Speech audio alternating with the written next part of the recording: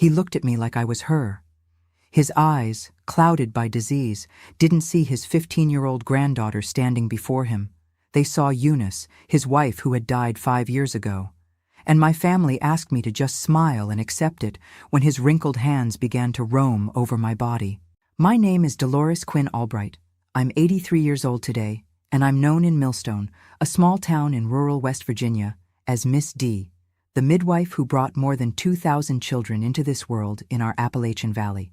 Those who see me now, with my immaculate white bun and my hands that still know exactly how to soothe a restless baby, would never imagine the hell I lived through as a teenager. A hell created not by a stranger, but by my own grandfather, a man transformed into a monster by disease, and by the silence of a family who preferred to sacrifice my innocence rather than face a painful truth. I was born in 1941. In a simple clapboard house nestled in the foothills of the Appalachian Mountains. Our house was set apart from the small downtown of Millstone, almost at the county line. It was an old construction with thick walls that kept in the cool even on the hottest days, small dark wooden windows, and a huge backyard where my mother grew a little bit of everything: potatoes, corn, beans, and medicinal herbs that she knew like the back of her hand. We were a simple family, but we never lacked food on the table. My father, Jerome, worked in the coal mines, like so many other men in the region. He'd leave before sunrise and return with his skin covered in black dust, his calloused hands always carrying some special rock he'd found to give me as a present. My collection of coal and minerals was my greatest childhood treasure. My mother, Isabella, was known in the region for her knowledge of herbs and prayers.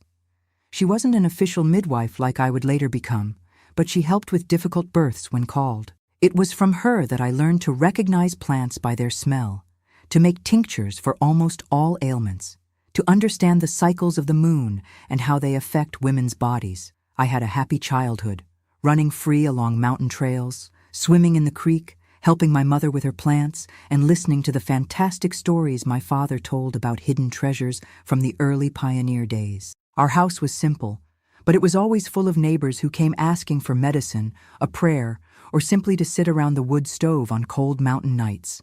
That tranquility ended in 1956, when I was 15 years old. That's when my grandfather Abraham, my father's father, came to live with us. Grandpa Abraham had been a respected man in Millstone, owner of a small hardware store downtown, a deacon at the Baptist church, known for his moral rigidity and strong temperament. I didn't know him very well before then. He and my grandmother Eunice lived downtown, and we only visited them on special occasions. My grandmother had passed away 5 years earlier in 1951, and Grandpa had continued to live alone in their house, with the help of a housekeeper who went there every day. But then the forgetfulness started. First, small things, where he'd left his keys, the name of an old customer, whether he'd already had lunch or not.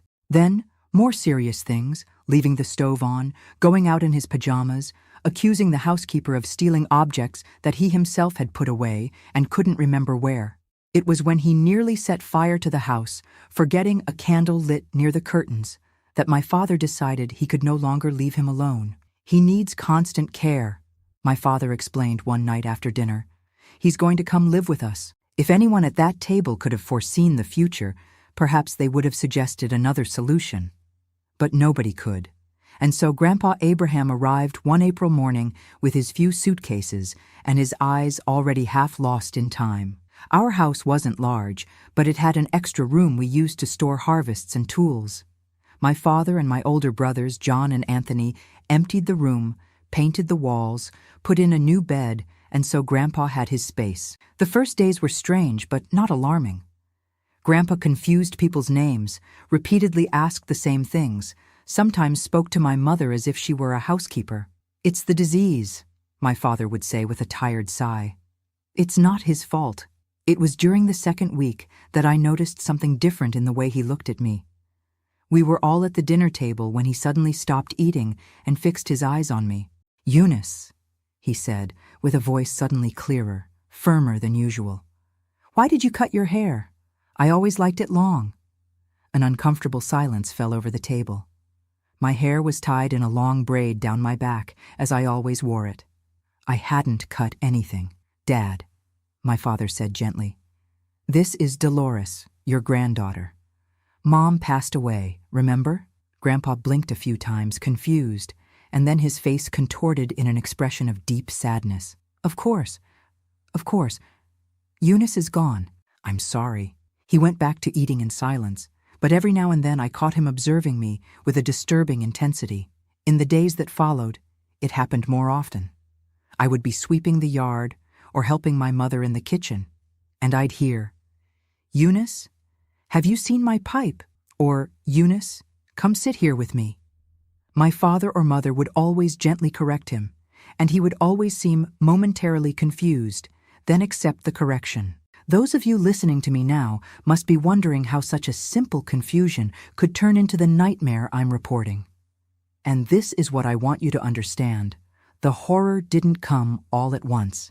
It came in small moments, in small concessions, in small omissions that accumulated until it was too late to turn back. Let me know in the comments where you're watching from and what your name is. It's important for me to know who are the brave souls willing to listen to such a difficult story as this one. And if you can, hit the like button and subscribe to the channel so that other stories like mine can be told. It's not easy for a woman my age to expose such old wounds, but I do it so that other girls don't go through what I went through. Back to my story. The change came about a month after Grandpa's arrival. It was a hot May afternoon, and I was alone at home with him. My parents had gone to town to buy supplies, and my brothers were working in the fields. I was preparing lunch, chopping vegetables in the kitchen, when I felt a presence behind me. "Eunice." Grandpa's voice sounded different. It wasn't the confused, fragile voice we had become accustomed to hearing. It was the voice of a younger, stronger man. "You look beautiful today." I turned around, knife still in hand, and saw him standing in the kitchen doorway, looking at me in a way that made me feel as if I were naked. It wasn't the vague, lost look of the sick old man. It was a look of desire, a look that traveled over me from head to toe as if undressing me. "Grandpa, it's me, Dolores," I said, feeling a chill down my spine. "You're confusing me again." He smiled in a way I had never seen before, a smile that didn't belong on my grandfather's kind face. "Don't be silly, Eunice. I would recognize my wife anywhere." He took a step toward me, and I instinctively backed up until I hit the table. He continued advancing until he was inches from me. I could smell his strong breath, a mixture of pipe tobacco and something bitter I couldn't identify. "Is dinner ready yet?" he asked, as if we were having a perfectly normal conversation. But his hand rose and touched my face in a way that made my stomach turn. "After dinner, we can go to bed early. I've missed you." I was paralyzed, the kitchen knife now useless in my trembling hand. I didn't know what to do. Push him away? Scream? He was my grandfather, an elderly, sick man. He probably didn't even know what he was doing. How could I push him? How could I scream? How could I hurt him? "Grandpa, please," I begged, tears running down my fever-hot face. "I'm not Grandma. I'm your granddaughter. This isn't right." For a moment, he seemed confused. His hand stopped. His eyes blinked rapidly. "Dolores?" he murmured, and for a moment I had hope that lucidity had returned. But then he smiled again, that smile that didn't belong to my grandfather. "Don't be silly, Eunice. I know it's you. I would always recognize the smell of your hair." His hands began to move again, more insistent now, and I began to understand that I wouldn't be able to stop him with words. Gathering all the strength I had left, I pushed him away and stood up from the bed, staggering from the fever. "No!" I shouted, louder than I intended. "I'm not her! Look at me, Grandpa! I'm Dolores, your granddaughter!" He sat on the bed, looking at me with a mixture of confusion and irritation. "Why are you shouting at me, Eunice? You never used to shout before." "Because I'm not Eunice," I repeated, grabbing onto the door to keep from falling. "And you can't touch me like that. It's wrong." Something changed in his face. The irritation gave way to an anger I had never seen before. "Don't tell me what's right or wrong, woman," he growled, getting up too. "You are my wife. I have rights." I ran out of the room, stumbling down the hallway to the kitchen. He came after me, slower because of his age, but determined. I grabbed a heavy pan that was on the stove and turned to face him. "If you come near me," I threatened, my voice trembling, "I'll hit you with this." He stopped a few steps away, his face contorted in an expression that mixed anger and confusion. "What happened to you, Eunice?" he asked, and there was genuine sadness in his voice. "Why are you treating me this way?" Before I could answer, the front door opened, and my mother entered, followed by my father and brothers. They stopped, surprised by the scene they found, me, in my nightgown, holding a pan like a weapon, and my grandfather, standing in the middle of the kitchen, looking completely lost. "What's going on here?" my father demanded, looking from me to my grandfather and back to me. He tried to, I began, but the words wouldn't come out. How to explain? How to make them understand? "Eunice is acting strange today," my grandfather said, suddenly seeming small and fragile again. "She doesn't recognize me. She's threatening me." My father sighed deeply and approached my grandfather, putting an arm around his shoulders. "Dad, this is Dolores, your granddaughter. Let's go back to your room, okay?" As my father led my grandfather away, my mother approached me. I put the pan on the table and collapsed into a chair, trembling uncontrollably. "What happened?" she asked, her voice now softer. Between sobs, I told her everything. How he had entered my room, how he had lain down beside me, how his hands had roamed over my body. My mother listened in silence, her face growing paler. When I finished, I expected her to hug me, to promise me that this would never happen again.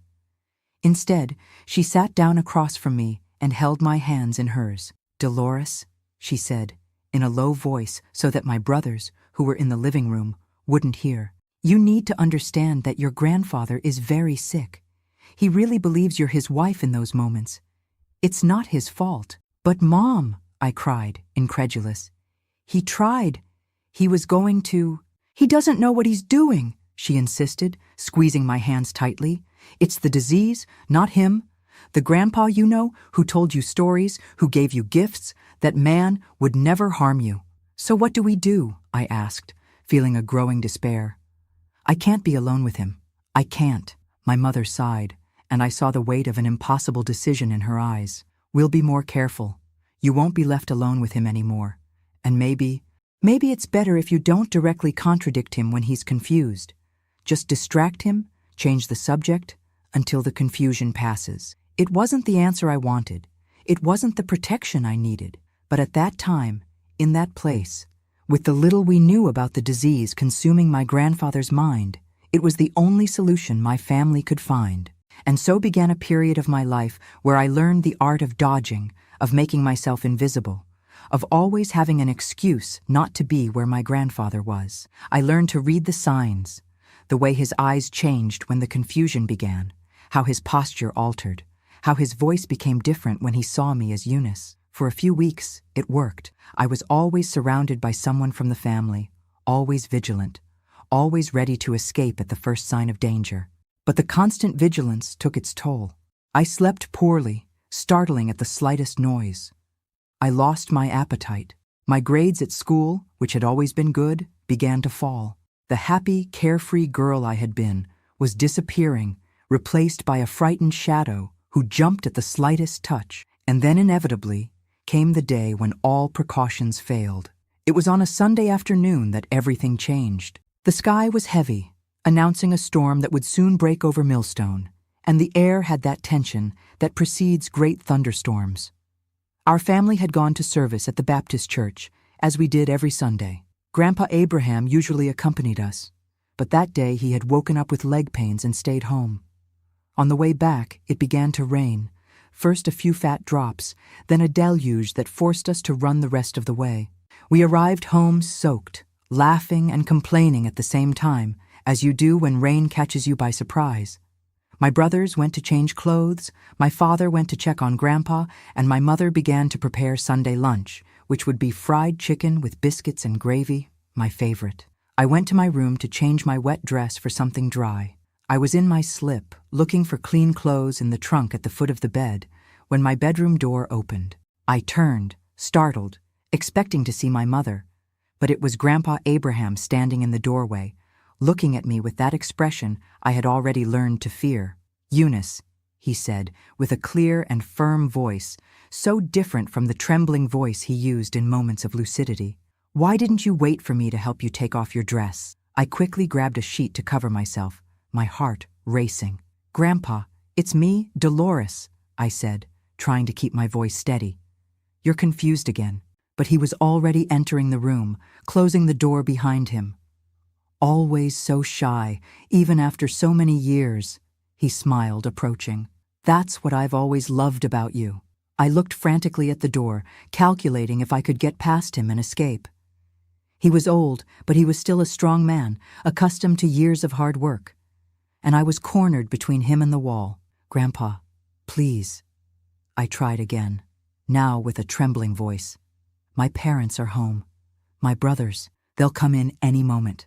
Let them come in, he replied, with a disturbing confidence. I am your husband.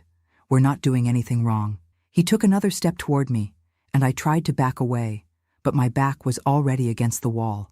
His hands, wrinkled but still strong, grabbed my arms with surprising force. Grandpa, no, I begged, tears already streaming down my face. I'm your granddaughter. This is wrong. Please. For an instant, something passed through his eyes, a flash of confusion, perhaps even recognition. But then his face hardened. I don't know what game you're playing, Eunice, but I'm tired of it. You are my wife, and you will fulfill your duties. His hands moved to my neck, not to strangle me, but in a gesture that was both affectionate and controlling. His thumbs traced my throat in a way that made me want to vomit. That's when the door opened again, and my father entered the room. Dad? What are you doing here? Grandpa Abraham turned without releasing my arms and answered naturally, I'm with my wife, son.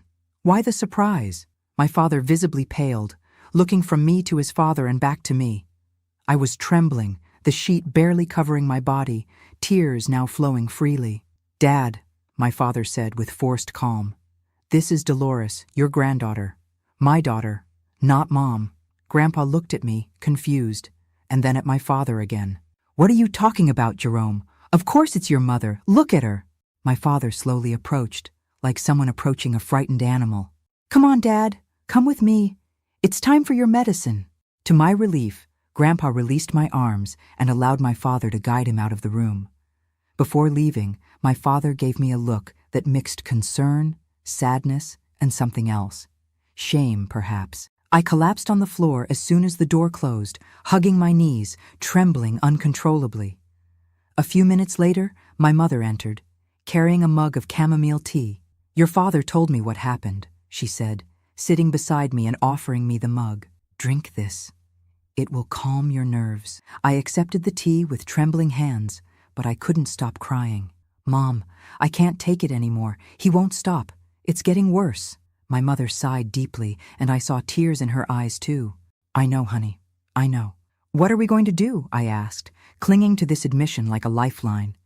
He can't stay here. It's not safe. She remained silent for a long moment, looking at her own hands.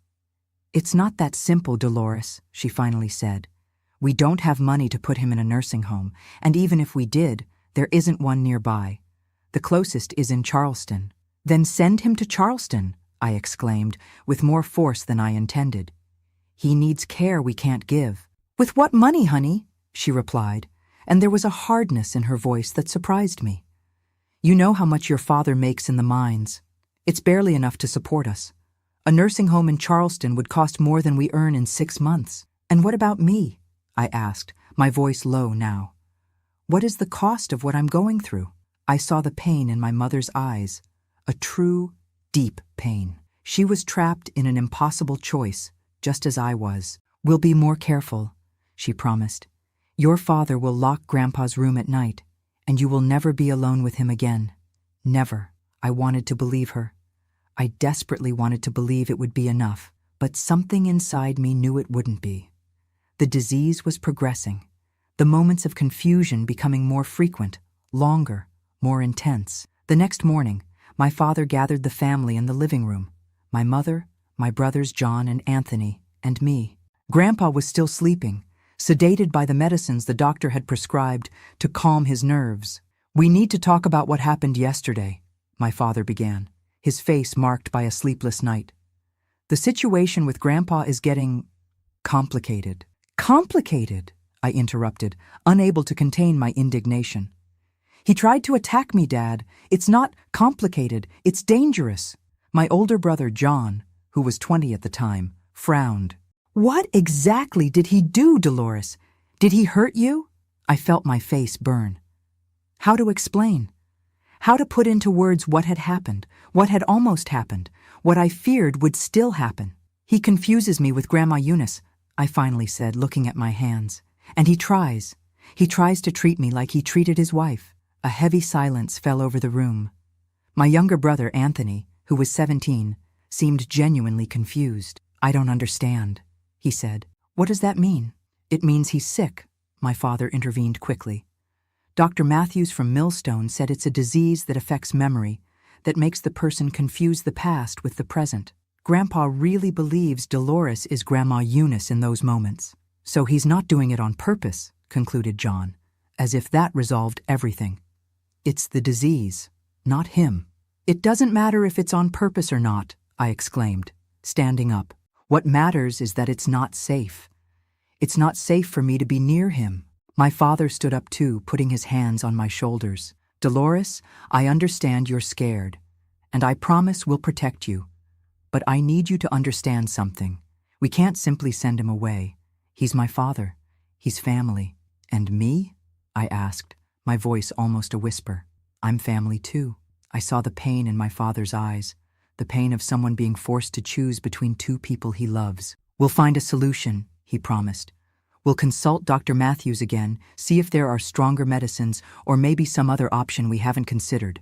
But as he spoke, I saw something in his eyes that told me he already knew there was no other option, that we were trapped in this impossible situation, at least for now. In the weeks that followed, my family made a genuine effort to protect me. My room got a lock, which I used religiously. I was never left alone at home with Grandpa. There was always someone with me, usually my mother or my brother Anthony, who had taken on the responsibility of watching his grandfather when the others were busy. Dr. Matthews, an older man who was the only doctor in Millstone at the time, increased the dosage of the medications that Grandpa was taking. This made him more drowsy, less prone to episodes of confusion, but also less like the grandfather I had known and loved. He spent most of the day sitting on the porch, staring at nothing, occasionally mumbling names of people who were no longer with us. For a time, it seemed we had found a precarious balance. The incidents decreased. I still recoiled when he looked at me in a certain way, still felt nauseous when he called me Eunice, but the physical advances had stopped. And then came my 16th birthday in October 1957. It was a special occasion in our house. We didn't have money for big celebrations, but my mother always made a point of preparing a cake and a special meal on each of our birthdays. That day, she had made my favorite cake, chocolate with buttercream frosting, and had killed a chicken for lunch, a rare luxury at our table. My father had given me a new dress as a present, sewn by my mother with a floral cotton fabric that he had bought in town. It was the first new dress I had received in years, and I was radiant. After lunch, my father and brothers went out to work in the fields. There was a corn crop that needed to be harvested before the heavy rains that were predicted for the following week. My mother went to the creek to wash clothes, a task that usually took the entire afternoon. Keep an eye on Grandpa, she told me before leaving. He took his medicine after lunch, so he should sleep all afternoon. But if you need anything, come down to the creek and call me. I nodded, not very worried. Grandpa really did seem drowsy, almost asleep in the rocking chair on the porch. And I had plans for the afternoon. I wanted to try on my new dress, maybe braid flowers into my hair like I had seen the town girls do. I spent the afternoon in my room, humming softly as I got ready. The dress fit perfectly, the floral cotton contrasting with my tanned skin. I braided my hair with some flowers from the yard and even put on a bit of the lipstick I had received as a gift from my friend Teresa, saved for special occasions. I was admiring myself in the small, cracked mirror we had when I heard my bedroom door open. I hadn't locked it, certain that Grandpa was sleeping on the porch. But there he was, standing in the doorway, looking at me with an intensity that made my blood freeze.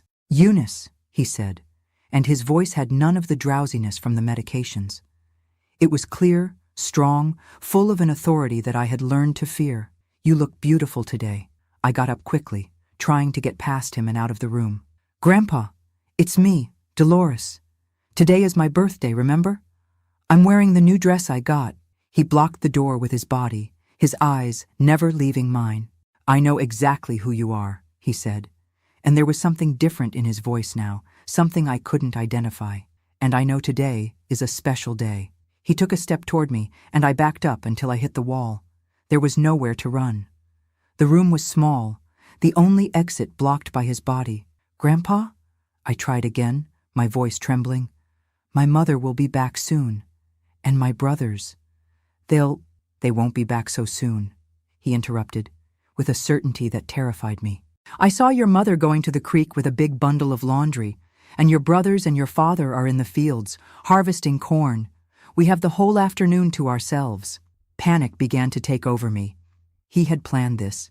He had pretended to be drowsy, had waited for everyone to leave, had been watching me. It wasn't just the confusion of the disease acting. There was calculation. There was intention. "Please," I begged, tears already streaming down my face, smearing the borrowed lipstick. "Please, don't do this. I'm your granddaughter. Your granddaughter." He was inches from me now, his hot breath on my face. "I don't know what game you and Jerome are playing," he said, his voice now hard, "but I'm tired of it. You are my wife. You have duties to fulfill." His hands grabbed my arms forcefully, and I felt his nails digging into my skin.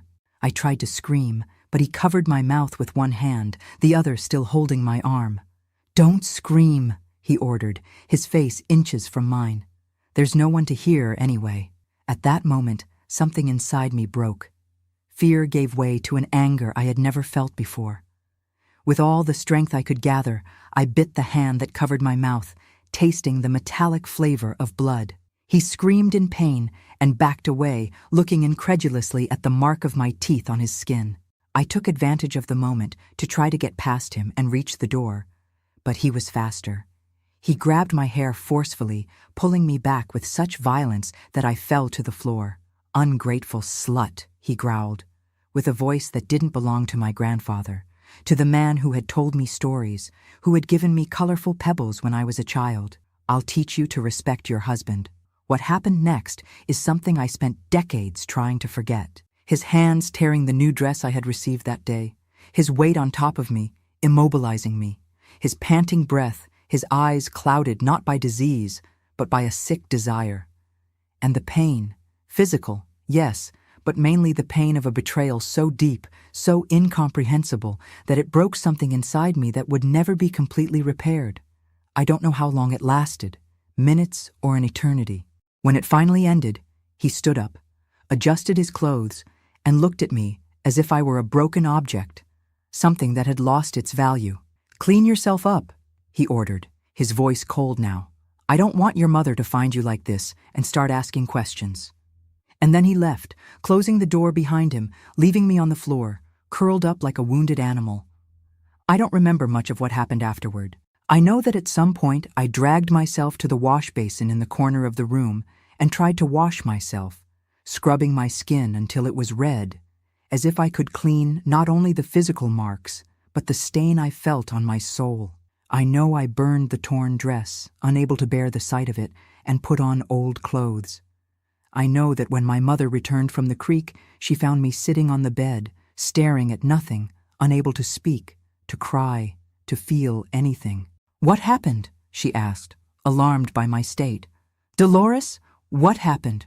Where is your new dress?" I couldn't answer. The words were stuck in my throat, as if speaking would make real what had happened, as if naming the horror would make it even more unbearable. It was only when she approached and touched my face that the tears finally came, not in dramatic sobs, but in a silent and constant flow, as if a dam had broken inside me.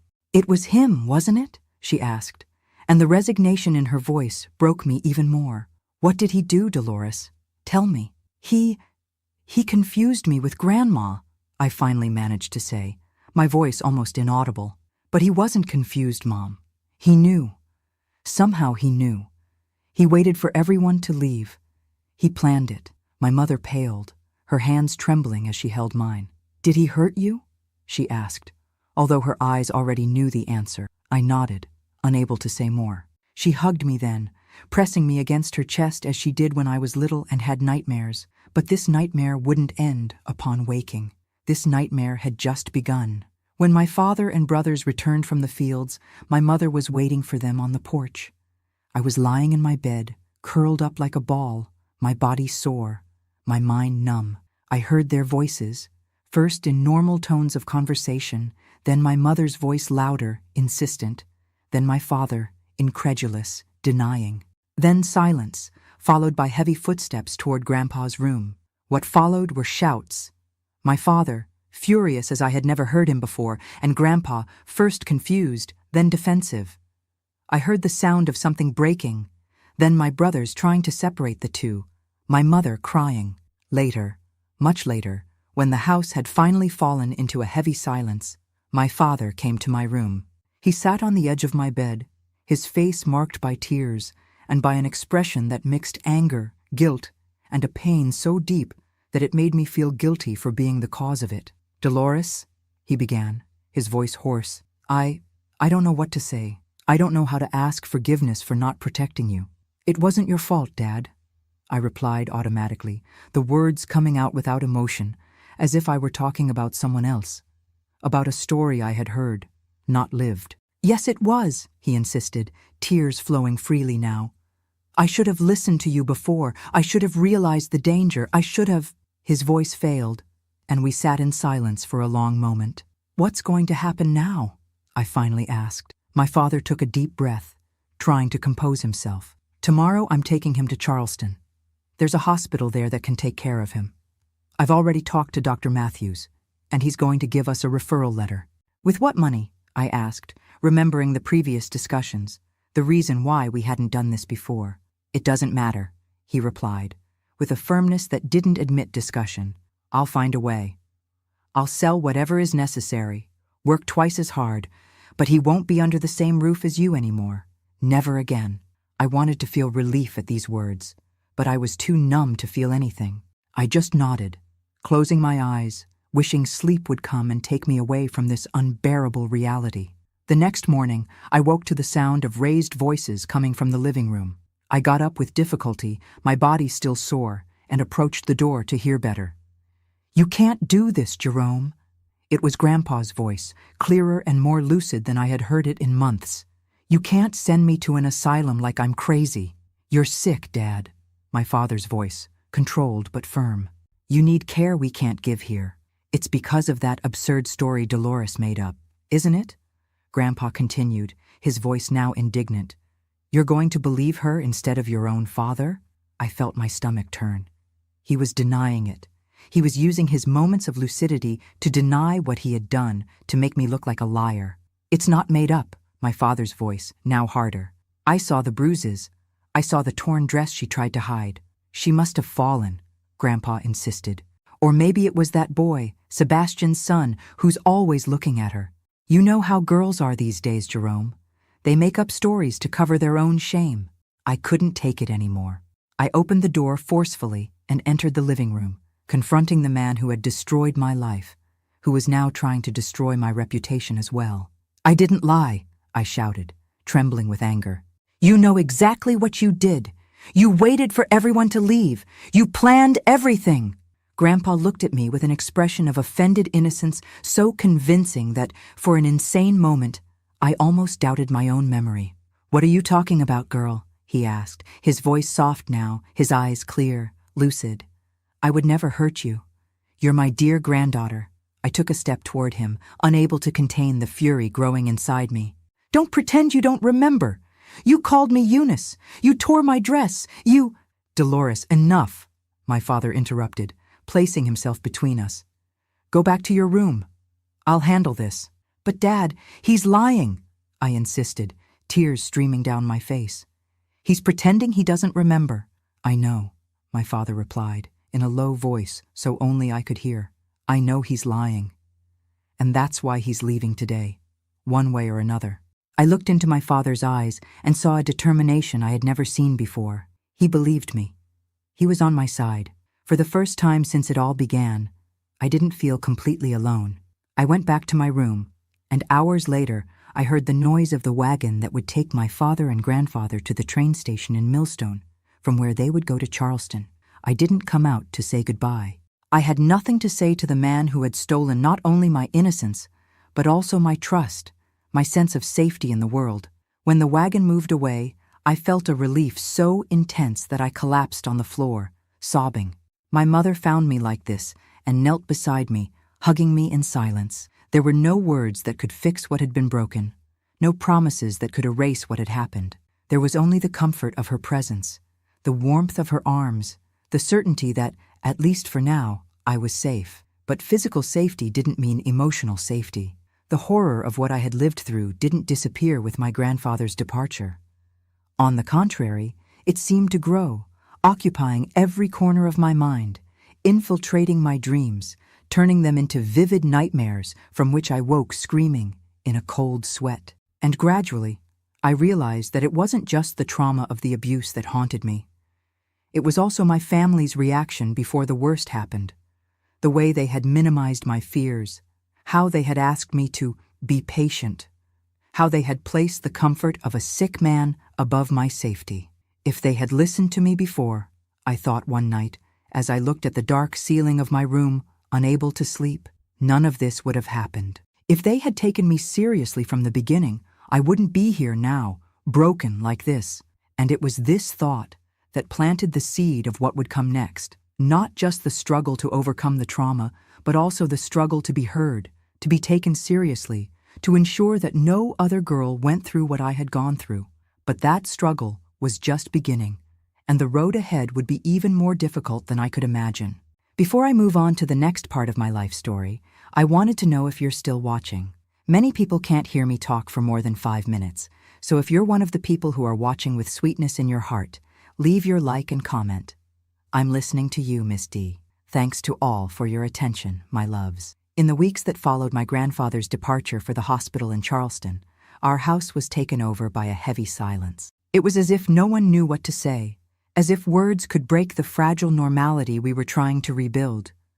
My father returned from Charleston with a face aged 10 years, carrying a burden of guilt that not even my mother could alleviate. He had left Grandpa admitted to a place called State Hospital, a facility for the mentally ill that, according to him, was the best we could afford. The money for the admission came from the sale of the land my father had inherited on the outskirts of Millstone, a small plot that he had been saving to expand our farm someday. "It doesn't matter," he said, when my mother expressed concern. "Nothing matters more than Dolores's safety." Those words should have comforted me, but the damage had already been done. The poison had already spread. The demon had already entered our house, disguised as old age and disease, and had left its mark on all of us. The nightmares began almost immediately. Night after night, I woke up screaming, my body soaked in sweat, my trembling hands trying to push away an attacker who only existed in my mind. My mother would come running, hug me, murmur words of comfort, while my father stood at the door, helpless, his eyes full of a pain he didn't know how to express. During the day, I tried to pretend I was fine. I returned to school a week later, determined not to let what had happened completely destroy my life. But I wasn't the same Dolores who entered that classroom. The cheerful, talkative girl, always with her hand raised to answer the teacher's questions, had been replaced by a silent shadow who shrank when any man, whether the math teacher, the elderly janitor, or the older boys, came too close. My friends noticed the change, of course. Teresa, my best friend since childhood, tried several times to find out what was happening. "You're not the same, Dolores," she said one day as we walked home after school. "What happened? You can tell me." I wanted to trust her. I wanted to share the terrible weight I was carrying. But the words wouldn't come. How to explain the inexplicable? How to make someone understand the complexity of that horror? Not a stranger on a dark street, not a monster from the stories they told to scare us, but my own grandfather, a man I had once loved, who was sick, who perhaps didn't even really know what he was doing. "I'm just tired," I replied, avoiding her eyes. "I haven't been sleeping well." She didn't believe it, of course. No one believed the flimsy excuses I gave to explain the deep circles under my eyes, the weight loss, the startling at the slightest noise. But no one insisted too much, perhaps for fear of what they might discover. At home, the situation wasn't better. My brothers, who had always been noisy and playful, now measured every word, every gesture, as if I were made of glass and could break at any moment. John, the oldest, could barely look at me, carrying his own guilt for not being there to protect me. Anthony, the youngest, sometimes tried to make me laugh with his usual clowning, but his smile never reached his eyes, which were always alert, worried. My father sank into work. He left before dawn for the mine and only returned after dark, too exhausted to do more than eat in silence and fall into bed. On Sundays, when he normally rested, he found extra work as a loader at the Millstone market. "We need the money for the hospital," he explained, although we all knew it was more than that. It was an escape, a penance, a way of not having to face what had happened under his roof. My mother was the only one who really tried to help me deal with the trauma. On nights when the nightmares were worse, she would sit on the edge of my bed and softly sing the same lullabies from my childhood. During the day, she included me in her tasks, collecting medicinal herbs, preparing tinctures, visiting pregnant women who needed her advice. It was her way of showing me that life went on, that there was still beauty and purpose in the world. But even with these efforts, I felt increasingly isolated, increasingly distant from everything and everyone. It was as if an invisible wall had been erected between me and the rest of the world. I could see people on the other side. I could hear their voices, but I couldn't really connect. I couldn't feel what they felt. The months passed. The seasons changed. The humid heat of summer gave way to the intense rains of autumn, then to the cutting cold of winter in the Appalachian Mountains. And slowly, almost imperceptibly, something inside me began to change too. It wasn't a sudden cure, a dramatic revelation. It was more like a gradual awakening, a small fire of anger and determination that began to burn under the ashes of my trauma. I began to wonder, why am I carrying this shame? Why am I hiding, as if I had done something wrong? The fault wasn't mine. The mistake wasn't mine. In March 1958, about 6 months after the incident, I made a decision that would change the course of my life. I was in the yard, helping my mother gather herbs for her tinctures, when I saw a young woman approaching along the path that led to our house. I immediately recognized her as Louise, one of the most respected midwives in the region, who occasionally came to consult my mother about the properties of certain plants. I watched as she and my mother talked, exchanging information about herbs and recipes, discussing difficult cases they had attended.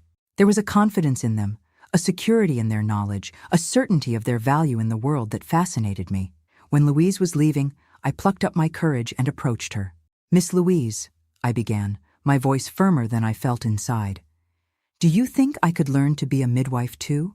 She looked me up and down, evaluating me with experienced eyes. "How old are you, girl?" 16, I replied. "I'll be 17 in October." She nodded slowly. "You're young, but it's not without precedent. I started helping my grandmother with births when I was your age. Are your hands good?" I extended my hands for her to see, calloused from hard work, but agile and sensitive like my mother's. "I think so." "And your stomach? Is it strong?" "Childbirth is not for the weak." I thought about everything I had faced in recent months, the horror I had survived. "My stomach is stronger than it looks." A brief smile crossed her face. "I believe it. There's something in your eyes, girl. Something I've only seen in women who have known suffering up close." She paused, considering. "Come to my house on Sunday after church. We'll see what you're made of." And so began my training as a midwife. Every Sunday, after church, I would walk to Miss Louise's house in the center of Millstone. There, she taught me about the female body, about the stages of pregnancy, about the signs of imminent birth. She showed me her tools: silver scissors to cut the umbilical cord, herbs to relieve pain, oils to facilitate birth. And most importantly, she taught me about trust, the trust a midwife needs to inspire, the trust she needs to have in her own abilities, the trust in the natural process of birth. "Childbirth is not a disease," she always repeated. "It's the most natural process in the world. Our job is not to interfere, it's to facilitate. It's to give the woman the strength and knowledge to bring her child into the world safely and with dignity. The first birth I attended was in June 1958. It was a cold night, and the rain was falling heavily when Mrs. Genovese's daughter came knocking at our door, asking for help for her mother who was in labor.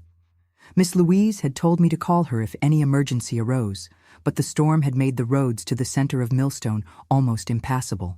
"I'll go with you," I told the young woman, quickly gathering the herbs and instruments that my mother kept for emergencies. "Send someone to get Miss Louise, but we can't wait." My mother looked at me with a mixture of concern and pride. "Are you sure, honey?" I wasn't, but I knew Mrs. Genovese needed help now, not when the storm abated. "I am, Mom. I'll do what I can until Miss Louise arrives." Mrs. Genovese's cabin was a half-hour walk from our house in a small clearing on the mountainside. When we arrived, she was already in advanced labor, moaning in pain, her face covered in sweat despite the cold of the night. "The midwife is coming," I assured her, placing my hands on her belly to feel the contractions, as Miss Louise had taught me. "I'm here to help until she arrives."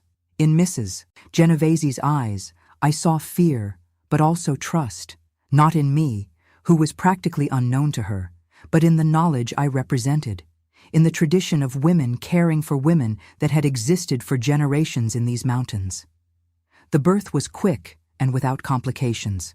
Even before Miss Louise could arrive, I had already helped bring a healthy, robust boy into the world, had cut the umbilical cord with trembling but sure hands, had placed the child in the arms of the exhausted but radiant mother. When Miss Louise finally arrived, soaked by the rain and worried, she found me cleaning up the blood and birth fluids, the baby already contentedly nursing at his mother's breast. "It seems they didn't need me after all," she commented, examining my work with critical but approving eyes. "You have a gift, Dolores, a real gift." That night changed something fundamental inside me. For the first time since the abuse, I felt I had a purpose, a skill that could make a difference in the world. I felt that my body, which had been violated and marked by violence, could also be an instrument of healing and life. And most importantly, I felt that the power that had been taken from me could be recovered. Not in the same way, never in the same way, but in a new way, transformed by the fire of experience. In the months that followed, I accompanied Miss Louise to dozens of births. Gradually, my reputation began to spread, first as Miss Louise's helper, then as the young midwife, and finally, simply as Dolores the midwife. The women of the region began to seek me out directly, especially the younger ones, who felt more comfortable with me than with the older, more traditional midwives. My family observed this transformation with a mixture of pride and concern. My mother supported my new vocation unconditionally, often accompanying me on the most difficult births, sharing her own knowledge of herbs and remedies. My father, although proud of the respect I was beginning to earn in the community, feared that the work was too heavy for me, that I had not yet fully recovered from the trauma. "I don't want you to exhaust yourself, honey," he would say, on the rare nights when we managed to sit together around the table. "You're still young, you have time." But I knew I couldn't wait. Working as a midwife wasn't just a vocation for me, it was salvation. Each baby I helped bring into the world was a small victory against the darkness that had threatened to consume me. Each woman I supported in her moment of greatest vulnerability and strength was a reminder that the female body was not just an object to be used and discarded, but a miracle of creation and resistance. It was during this period that I began to develop a deeper understanding not just of childbirth, but of the entire cycle of female life. I learned about herbs that could regulate the menstrual cycle, relieve the pains of childbirth, prevent unwanted pregnancy. I learned to recognize the signs of abuse and violence in the bodies and spirits of the women who came to see me. And most importantly, I learned to listen, really listen, to their stories, their fears, their dreams. I realized that many of them carried wounds similar to mine. Some had been abused by husbands, by fathers, by brothers. Others had been forced into marriages they didn't want, into lives that slowly suffocated them. All, in one way or another, knew the experience of having their power stolen, their voice silenced, their body treated as someone else's property. And gradually, almost without realizing it, my work as a midwife began to expand. It was no longer just about bringing children into the world. It was about creating safe spaces where women could speak without fear, where they could share their pain and find paths to healing. At 18, in 1959, I rented a small room behind Mr. Gerald's pharmacy, in the center of Millstone. It wasn't much, just enough space for an examination table, some shelves for my herbs and instruments, and 2 chairs for conversations. But it was mine.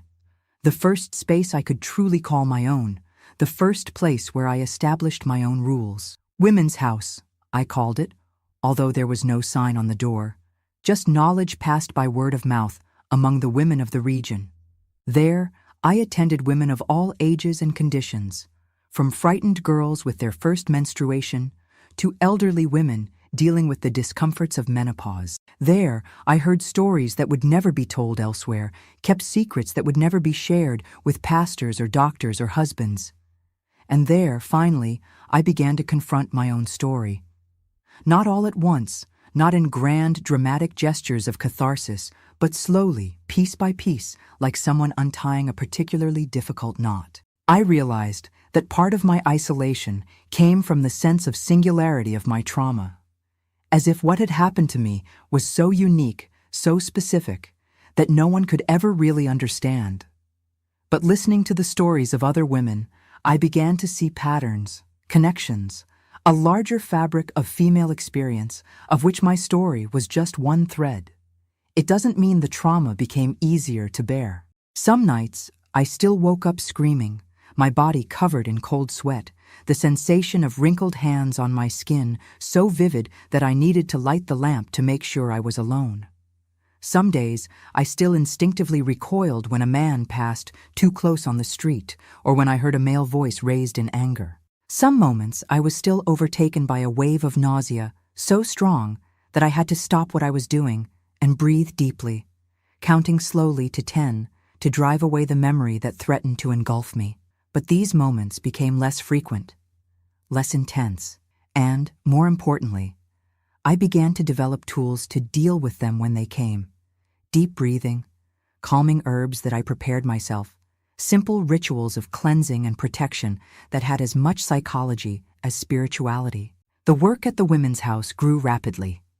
Soon, I was attending not just women from Millstone, but also from villages and farms in the surrounding area.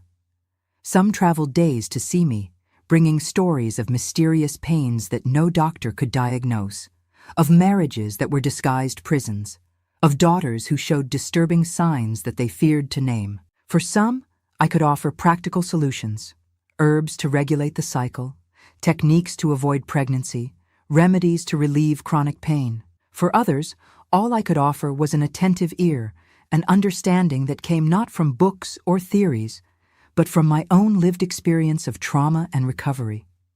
And for some, not many, but some, I helped plan escapes. Women whose husbands beat them regularly, girls whose fathers or brothers touched them in ways that made them feel dirty and broken. For these, I used my growing network of contacts, other midwives, nuns from the convent in the mountains, merchants who traveled to larger cities, to find safe places, new beginnings, different identities if necessary. It wasn't work without risks. More than once, furious husbands came knocking at the door of the Women's House, demanding to know where their wives had gone. Pastors criticized me from the pulpit, not mentioning my name directly, but speaking against those who interfere in the sacred bond of matrimony, or who promote pagan practices under the guise of folk medicine. The town doctor, Dr. Matthews, looked at me with a mixture of contempt and curiosity when we crossed paths on the street, clearly resentful of the preference many women showed for my more natural and respectful methods. But for every voice that rose against me, there were dozens of women who whispered my name with gratitude, who defended my work, who brought me simple gifts, a handful of fresh eggs, a piece of embroidered fabric, a fat chicken for Sunday. And it was this support, this invisible but powerful network of female solidarity, that sustained me during the most difficult years. The most painful, ironically, came from where I least expected it, from my own family. Not from my mother, who continued to be my most fervent supporter, but from my father and brothers, who began to distance themselves more and more as my work became more known and controversial. For my father, it was the shame of having a daughter who openly defied traditional expectations for a young woman from a good family. "It's not natural," he would say, on the rare occasions when we touched on the subject. "A girl your age should be thinking about getting married, having her own family, not—" He would make a vague gesture with his hand, unable to name exactly what I did that disturbed him so much. For my brothers, it was more complex.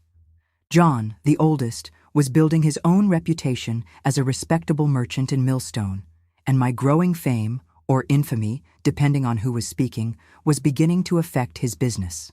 Anthony, the youngest, was courting a girl from a traditional family, and her parents made it clear they didn't look kindly on the connection with the family of that midwife who meddles where she's not called.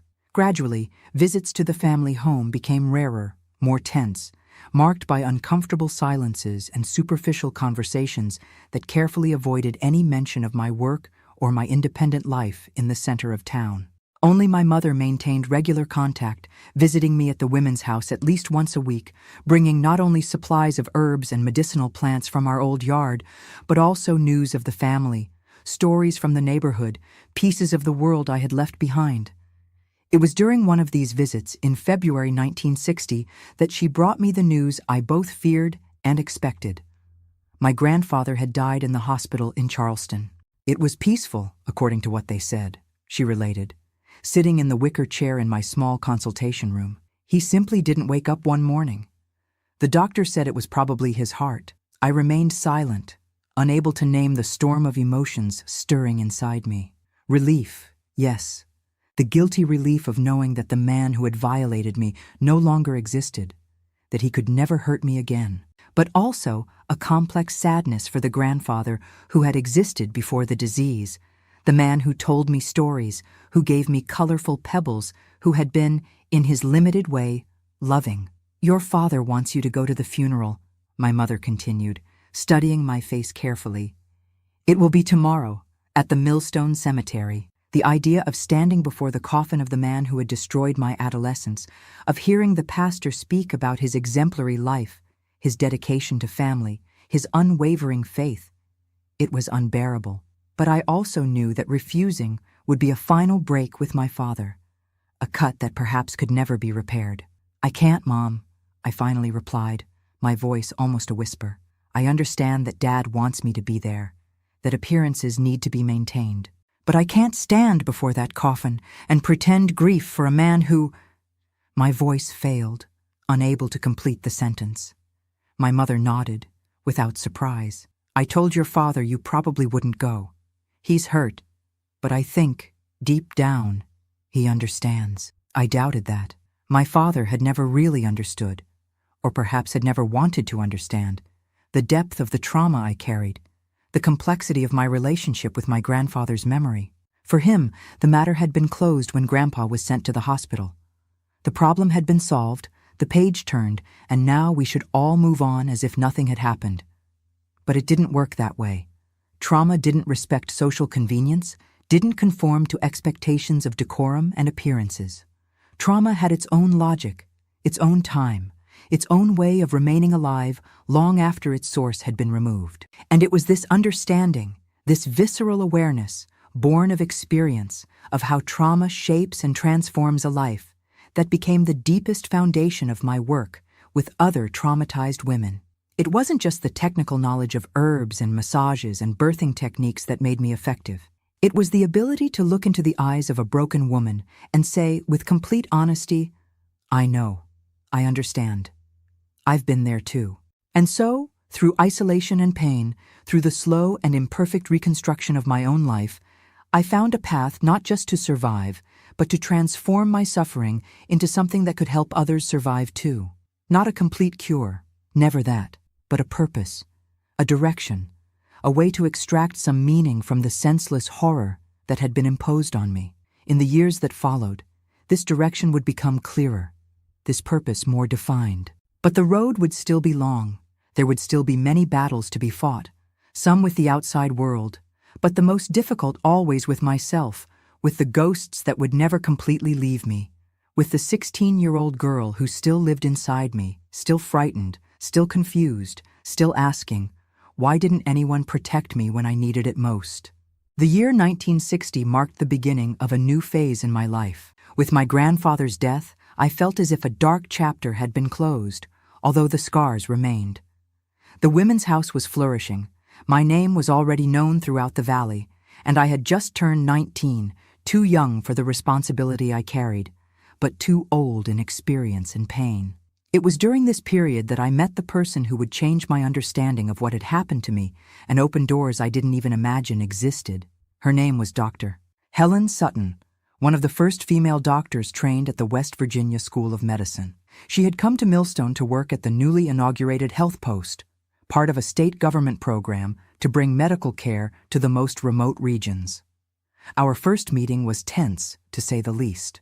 She had heard about the young midwife who attended women in questionable conditions, as she herself said later, and came to the women's house with the clear intention of assessing whether I represented a danger to public health. I clearly remember the expression on her face when she entered, a mixture of curiosity and distrust, the intelligent eyes behind thin-framed glasses observing every detail of my modest office. "So you're the famous Dolores," she said, without extending her hand for a greeting. "I've heard a lot about your work, and I've heard about yours, doctor," I replied, maintaining my composure despite the knot in my stomach. Doctors represented authority, and authority still made me tremble inside, an automatic reflex conditioned by trauma that I doubted would ever completely disappear. "Welcome to the women's house." She walked around the small space, examining my shelves of herbs, my meticulously clean instruments, the worn books on medicinal plants and anatomy that I had managed to buy with my savings. She picked up a bottle, smelled its contents, raised an eyebrow. "Artemisia, to regulate the menstrual cycle?" I nodded, surprised that she recognized the herb. "And also to facilitate childbirth in specific dosages." She continued her examination, commenting on other herbs, asking about my techniques, my sterilization methods, my way of diagnosing complications. Gradually, her tone changed from distrust to genuine interest, and I realized I was facing a truly curious mind, not just an authority looking for flaws. "Where did you learn all this?" she finally asked, sitting in the chair normally occupied by my patients. "It's not the kind of knowledge easily found in books." "From my mother, from Miss Louise, the older midwife of the region, and from every woman I've ever attended," I replied honestly.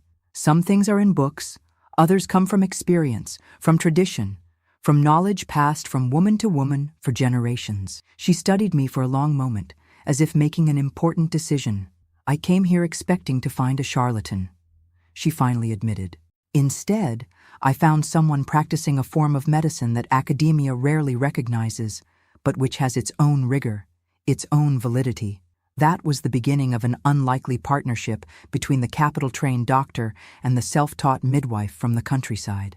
Dr. Helen began to send me patients, women with problems that conventional medicine couldn't solve, cases that required a more holistic approach, more integrated with the realities of rural life. In exchange, I began to refer to her cases that were beyond my capabilities: serious obstetric complications, infections that didn't respond to herbs, women with injuries that needed surgical intervention. But our relationship went beyond professional cooperation. Dr. Helen became the first person with whom I could speak openly about the trauma I had suffered. Not all at once, not in a great cathartic confession, but gradually, in conversations that happened on quiet afternoons, when the day's work was done and we shared a cup of chamomile tea in the small back room of the women's house. "What you're describing," she said one day, after I had revealed another piece of my story, "has a name in the medical literature. It's called psychological trauma. It's a wound in the mind, as real as a wound in the body, although many doctors still refuse to recognize it. The idea that what I felt, the nightmares, the startling, the moments of inexplicable panic, was not weakness or madness, but a natural response to a terrible experience, was revolutionary for me." Dr. Helen lent me books, articles, case studies. For the first time, I saw my experience reflected in terms that didn't diminish me, that didn't blame me, that offered a path to understanding, if not to complete healing. "You're not alone in this, Dolores," she told me on one of those afternoons. "There are women like you all over the world carrying similar wounds. and there are people studying ways to help them heal those wounds. It was Dr. Helen who first suggested that I consider seeking formal education. You already know more about the female body and childbirth than many doctors I know, she argued. Imagine what you could do with proper training, with access to resources you don't have now. The idea seemed absurd at first. Me, a country girl who had barely completed primary school, attending college? But the seed was planted, and over the following months, it began to germinate. In July 1961, I made a decision that shocked not only my family, but the entire Millstone community. I announced that I would go to Charleston to study nursing at the School of Nursing, one of the most respected in the state. The reaction was immediate and, for the most part, negative. My father, with whom I barely spoke since my grandfather's funeral, came to the women's house for the first time, his face red with indignation. "Have you lost your mind?" he questioned, his voice raised enough for the women in the waiting room to hear. "Abandon everything you've built here to go study in the capital? With what money? Where will you live? And who will take care of the women here while you play at being a city girl?" His anger didn't surprise me, but his concern for the women here caught me off guard. It was the first time he had recognized, even indirectly, the importance of the work I did. "It's not a whim, Dad," I replied, keeping my voice calm despite my racing heart.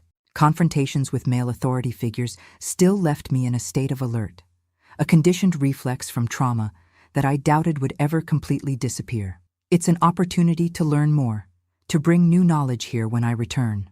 "If you return," he corrected, his gaze hard. "The big city changes people, Dolores. You think you'll want to come back to this backwater after tasting life in Charleston?" It was a legitimate concern, I realized, not just about my departure, but about my possible non-return, about the fear of losing me completely, not just to physical distance, but to a world so different from ours that I would become unrecognizable. "I will return," I promised, and at that moment, I truly believed it. This is my home, my work, my mission. I just want to have more tools to accomplish it better. He didn't seem convinced, but his next question was practical, not emotional. "And the money? The school isn't free, and Charleston is expensive." "I got a scholarship," I replied, unable to hide my pride. "Dr. Helen helped me with the application, and I have enough savings to support myself for the first year until I can get a job to supplement." He looked at me for a long moment, and something in his face changed. Not exactly acceptance, but perhaps a reluctant recognition that I was no longer the girl he could control, that I had become a woman capable of making her own decisions, however much he disagreed with them. "Does your mother know about this?" he finally asked. "Yes. She was the first person I talked to." He nodded slowly. "She always believed in you more than any of us." He paused, as if gathering courage for something difficult. I should have believed too. From the beginning, I knew he wasn't just talking about my decision to study, but about everything. The warnings I had given about my grandfather, the danger I had foreseen, and that no one had taken seriously until it was too late. It was the closest to an apology I would get from him, and I accepted it for what it was. Imperfect, incomplete, but sincere. "There's still time," I replied simply. The time in Charleston was transformative. The School of Nursing was a world apart. Modern buildings, renowned professors, laboratories equipped with technology I had never seen before. In the first days, I felt completely out of place, a country bumpkin lost in the big city. My colleagues came from educated families, had studied in good schools, spoke with a sophistication that made me even more aware of my heavy country accent. But I soon discovered that I had something many of them didn't possess: practical experience. While they only read about childbirth in books, I had already brought more than 100 children into the world with my own hands. While they debated theories about female diseases, I had already treated hundreds of women with real problems, using limited resources and a lot of creativity. This experience didn't go unnoticed by the professors, and soon I was invited to share my knowledge in practical classes. It was during my second year at the school that I met Dr. Robert Allen, a psychiatrist who occasionally gave lectures on mental health to nursing students. Unlike many doctors of the time, he took psychological suffering seriously, especially that of women.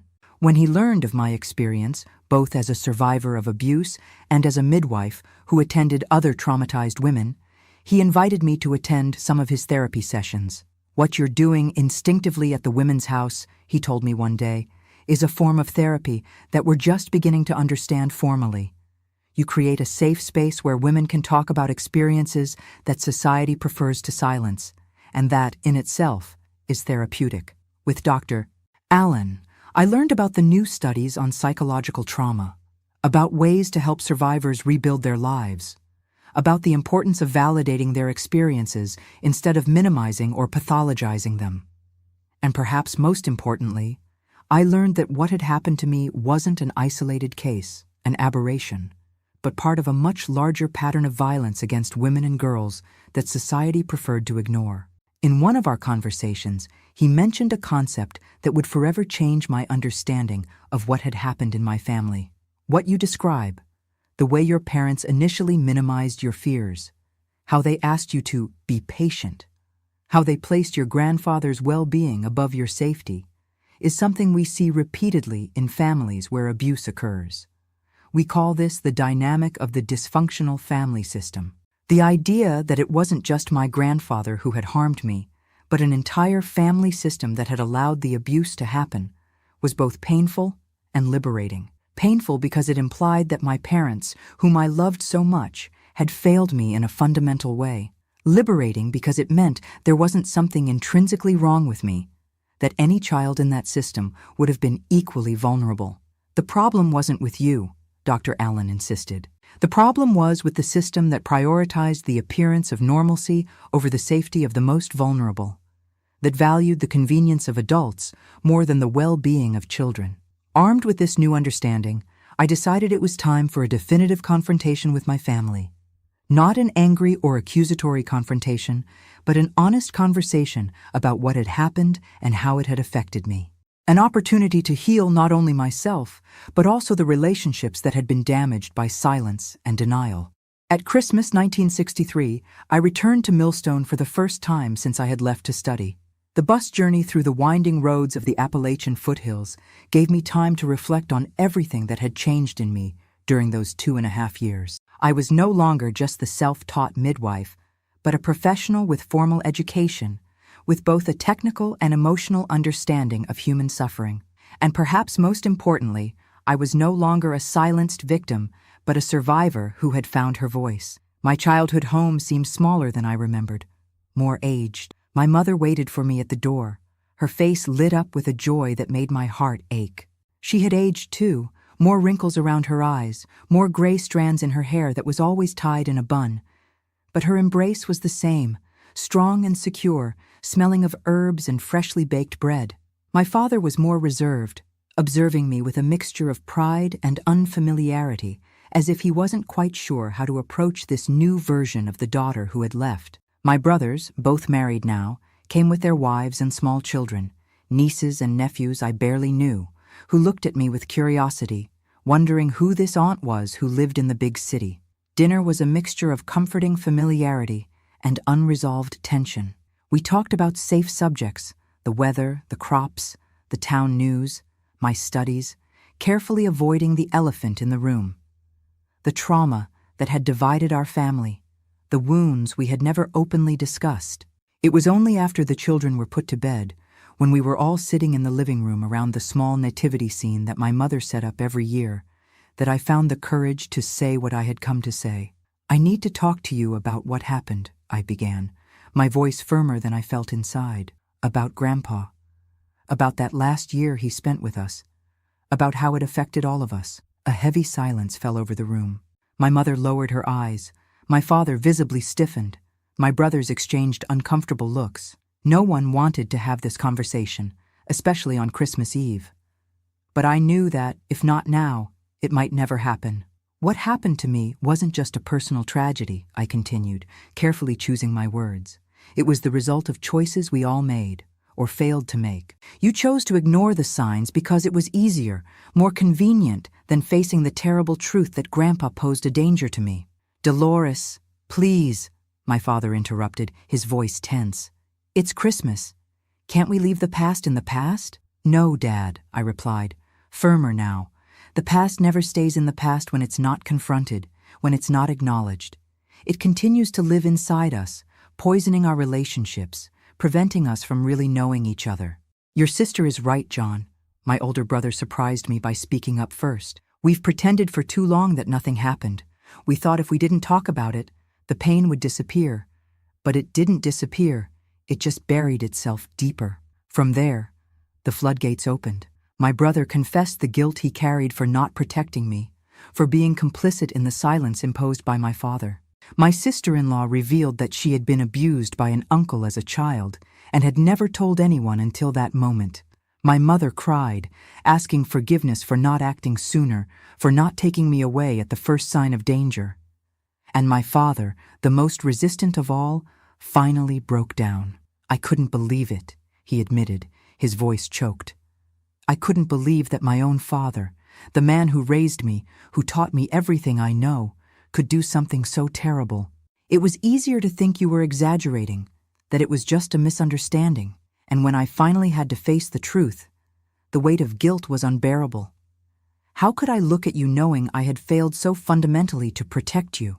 You did fail me, I agreed, feeling the tears I had promised myself not to shed starting to fall.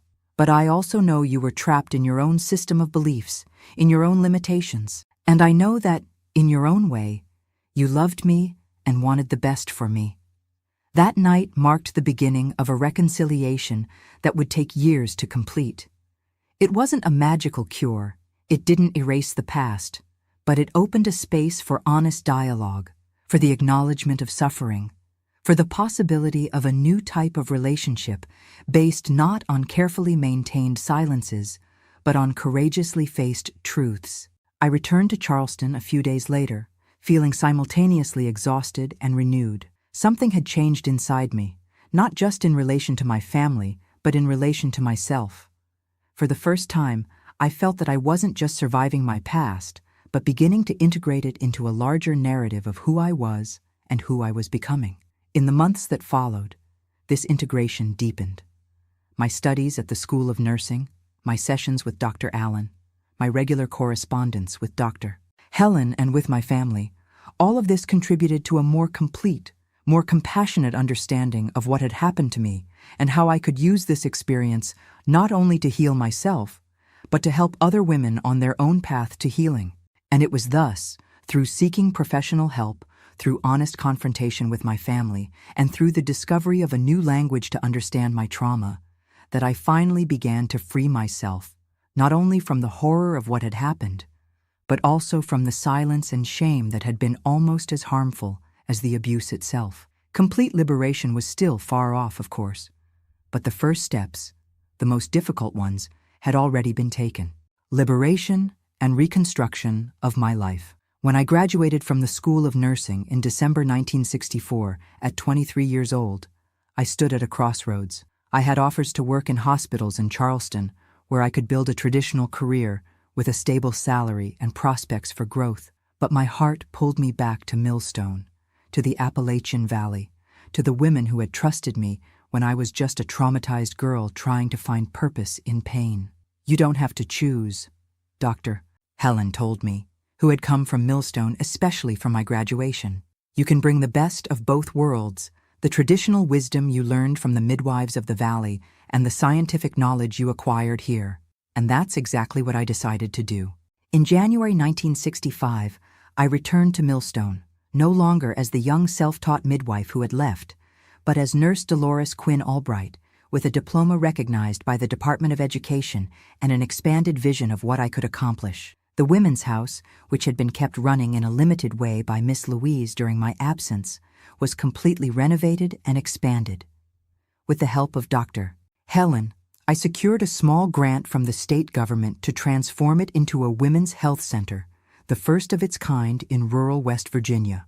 I didn't abandon the traditional practices that had been the foundation of my initial work, the medicinal herbs, the sitz baths, the massages to facilitate childbirth, but I integrated them with modern techniques and knowledge, proper sterilization of instruments, early recognition of complications, more effective contraceptive methods. It was an approach that respected both the ancestral wisdom of midwives and the discoveries of contemporary medical science. "You've built a bridge," Dr. Allen commented, who occasionally came from Charleston to supervise the mental health component of the center. "A bridge between two worlds that normally see each other as adversaries." This bridge extended to my family relationships as well. My parents, now aging, became enthusiastic supporters of my work.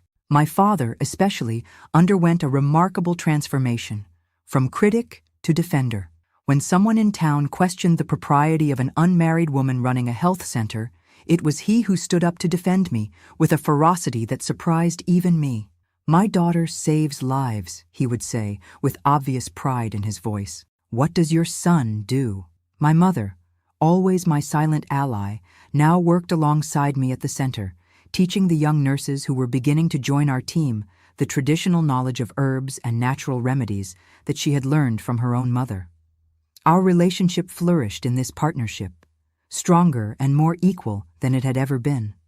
My brothers, initially more distant, also gradually came closer. John, the oldest, now a successful merchant, helped establish a distribution network for a medicinal soap we developed at the center, made with local herbs, which helped prevent postpartum infections. Anthony, the youngest, who had become a teacher, regularly brought his teenage female students for lectures on reproductive health and self-care. It was Anthony who, in 1968, introduced me to Matthew, a newly qualified doctor who had come to Millstone to work at the regional hospital. Tall, with tanned skin and gentle eyes behind thick-rimmed glasses, Matthew was different from any man I had known. Intelligent without being arrogant, confident without being domineering, respectful without being condescending. Our relationship began as a professional collaboration. He referred patients to me who needed continuous care after hospital discharge. I referred to him cases that required medical intervention beyond my capabilities. Gradually, professional admiration transformed into friendship, and friendship into something deeper. Matthew was the first man with whom I felt truly safe since the abuse. The first who didn't awaken in me that automatic reflex of tension, of alertness, of preparation for danger. With him, for the first time, I could explore the possibility of intimacy without fear, of vulnerability without terror. It wasn't an easy path. Even with all the therapeutic work I had done with Dr. Allen, even with all the healing I had found through my work with other traumatized women, my grandfather's ghost still appeared at the most unexpected moments. A specific touch, a particular smell, a word said in a certain way, and suddenly I was back in that room on that day, unable to breathe, unable to move. Matthew, with a patience that seemed infinite, learned to recognize the signs, to back off when necessary, to offer presence without pressure. "Time is our ally," he would say when I apologized for another moment of panic, for another night interrupted by nightmares. "We're not in a hurry," and he was right. With time, with trust built day by day, gesture by gesture, we managed to build an intimacy that I had never believed possible for me. An intimacy based not on possession or obligation, but on mutual respect, on conscious choice, on shared pleasure. We married in 1970, a simple ceremony in the garden of the health center, surrounded by friends, family, and many of the women I had helped over the years. It wasn't a traditional marriage in many respects. I kept my name, my financial independence, my direction of the center. Matthew moved into the small house I had built at the back of the center's grounds, not the other way around. "People talk, you know," my mother commented once, concerned. "They say it's not right for a wife to have more authority than her husband." "Let them talk," Matthew replied, with that calm smile that was his trademark. "What matters is that it works for us." And it did work, in ways I hadn't even imagined possible. Our partnership wasn't just personal, but also professional. Together, we expanded the scope of the health center, now officially called the Appalachian Valley Women's and Children's Health Center.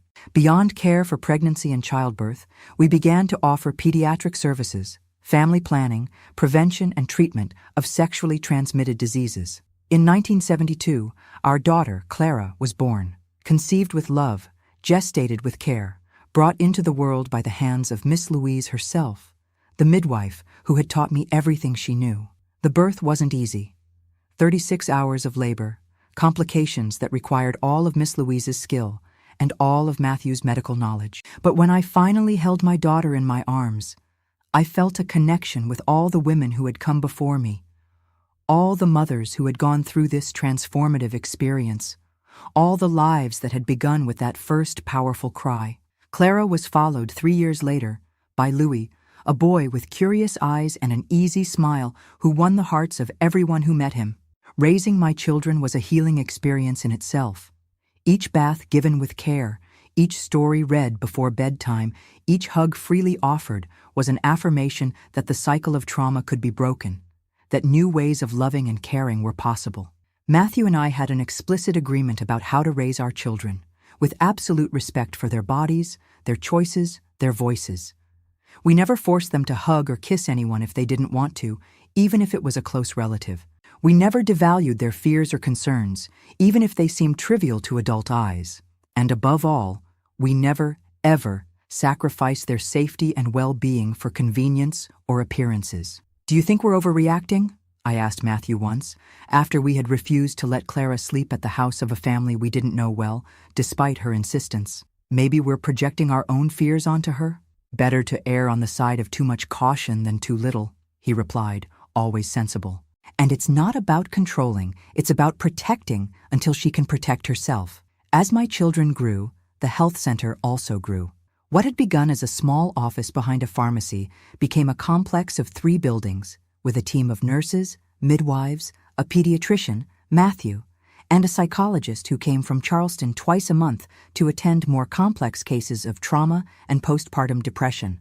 In 1980, when I was 39 years old, I was invited to give a lecture at the School of Medicine on the integration of traditional and modern medicine in serving rural communities. It was the first time that someone like me, a woman from the countryside, without formal medical training, was invited to speak in such a prestigious forum. "You've opened doors we didn't even know were closed," Dr. Helen told me, now director of the Millstone Regional Hospital and one of my oldest allies. "You've shown that knowledge doesn't belong only to academia, that wisdom can come from many sources." The 1980s were a period of recognition and expansion of our work. The health center was used as a model for similar programs in other parts of the United States.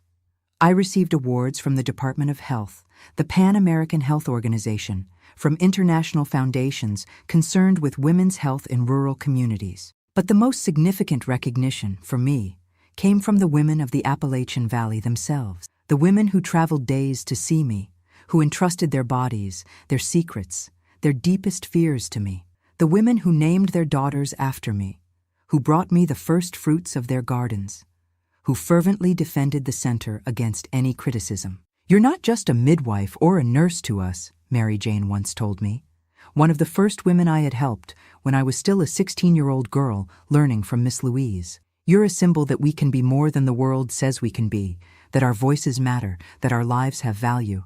These words touched me more deeply than any award or formal recognition, because deep down, that's what I had always wanted. Not just to heal physical wounds, but to help heal the deeper wounds of the soul, the wounds that come from being silenced, devalued, made invisible. As I grew older, I began to think more seriously about the legacy I would leave. My daughter Clara had followed in my footsteps, graduating in nursing and specializing in obstetrics. My son Louis had chosen a different path, law, with a focus on the rights of women and children. Both, in their own way, were continuing the work I had begun. But I knew I needed to do more, to reach further. In 1990, at 49 years old, I founded the Appalachian Traditional Midwives School, a training program that combined the ancestral knowledge of the region's midwives with modern techniques of asepsis, risk identification, and first aid. The school, operating in the facilities of the health center, attracted women from all over the Northeast and Midwest, some young, fresh out of high school, others older, experienced midwives seeking to update their knowledge. "You're creating an army," Matthew joked, observing the yard full of women of all ages, colors, and backgrounds, united by the desire to serve their communities. An army of caregivers. He was right, although I preferred to think of them as a network, a web of support extending through regions where doctors rarely reached, where hospitals were distant luxuries, where women still regularly died from perfectly preventable complications during childbirth. The following decades brought changes, some welcome, others painful. In 1995, Matthew suffered a heart attack while attending a child with severe pneumonia at the hospital. He survived, but was left with limitations that forced him to drastically reduce his clinical work. In 1998, my mother, who had been my pillar of support for so many years, passed away peacefully in her sleep at the age of 82. In 2003, my father followed her at 89, grumbling until the end about incompetent politicians and the absurd price of coffee. Each loss was a reminder of the fragility of life, of the importance of living fully, consciously, with purpose. I continued working at the center and the midwifery school well past the age when most people retire. Not out of financial necessity, but out of passion, out of commitment to the women who still needed what I had to offer. In 2011, at 70 years old, I finally reduced my workload, passing the direction of the center to Clara, who had become a respected professional in her own right. I didn't retire completely. I still attended some cases, still taught at the midwifery school, still participated in conferences and workshops when invited. But I began to dedicate more time to other passions: gardening, writing my memoirs, the tranquil company of Matthew, now also in semi-retirement. It was in this more contemplative phase of life that I began to reflect more deeply on the journey I had traveled. From the traumatized girl I had been to the woman I became, from the indescribable horror I had lived through to the purpose and meaning I had found, from the wounds that had marked me so deeply to the healing I had discovered and shared with so many others. I realized that the abuse I had suffered, as terrible as it was, didn't define me. It was a part of my story, yes, an important part that had shaped much of who I became. But it wasn't my whole story. It wasn't the only thing, not even the main thing, that had formed me as a person. What really defined me were the choices I had made afterward, the choice to seek help, to confront the truth, to transform my pain into purpose, to use my experience to help other women find their own voice, their own power, their own healing. And perhaps most important, what defined me were the relationships I had built along the way, with my mother, whose silent strength had sustained me in the darkest moments, with my father, whose journey from denial to acceptance, from criticism to support, had taught me that people can change, can grow, can learn to love better, with Matthew, whose patient and respectful love had shown me that intimacy can be safe, that vulnerability can be a source of strength, not danger, with my children, whose existence had given me the opportunity to create a new type of family based not on fear and silence, but on respect and honesty, and with the thousands of women I had attended over the decades, whose stories, struggles, and triumphs had intertwined with mine, creating a fabric of shared experience stronger than any of us could have created alone. Today, at 83 years old, I look back and see a life that, despite its traumatic beginning, was rich, full, and meaningful, beyond what I could ever have imagined in those dark days after the abuse. I see the more than 2,000 babies I helped bring into the world with my own hands. I see the hundreds of midwives I trained, who are now spread throughout America, carrying with them not just techniques and knowledge, but a philosophy of care that respects the intrinsic dignity of each woman. I see my children and grandchildren growing strong and secure, free from the legacy of trauma that could so easily have been passed on to them. And I see myself, not as a victim, not just as a survivor, but as a woman who chose, day after day, year after year, decade after decade, to transform darkness into light, suffering into healing, silence into voice. If there's a lesson I would like to leave for you who are listening to me now, it is this. Trauma can break us, yes. It can mark us in ways that never completely disappear. But it doesn't have to define us. It doesn't have to be the end of our story. It can be instead the beginning of a journey of healing that takes us to places we never would have imagined, that connects us with other wounded souls seeking light, that allows us to create meaning from suffering, purpose from pain. If you are going through your own journey of trauma and healing, know that you are not alone, that there are others who have walked this path before you, who understand the darkness, who know the weight, who know what it's like to struggle to find hope when everything seems lost. Know that healing is possible. Not perfect, not complete perhaps, but real, deep, and transformative. And know, above all, that your voice matters, that your story deserves to be heard, that your suffering deserves to be acknowledged, that you deserve to be protected, respected, valued. That is the truth that I took a lifetime to learn, and that I now share with you. We are stronger than we imagine, more resilient than we can believe, more capable of healing than we dare to hope. And when we unite, when we share our stories, when we validate each other's experiences, when we create safe spaces for truth to be spoken and heard, we can transform not only our own lives, but the world around us. My dears, before I finish, I want to thank each one of you who stayed until the end of this story. I know it wasn't easy to listen to, just as it wasn't easy to tell. If you were moved, if you found a little piece of yourself in this old lady and her journey, please leave your like and subscribe. Share with someone you think needs to hear that healing is possible, even after the most painful experiences. May God bless each one of you, and may you find, as I found, light even in the darkest moments, strength even in the greatest weaknesses, and love even after the deepest wounds.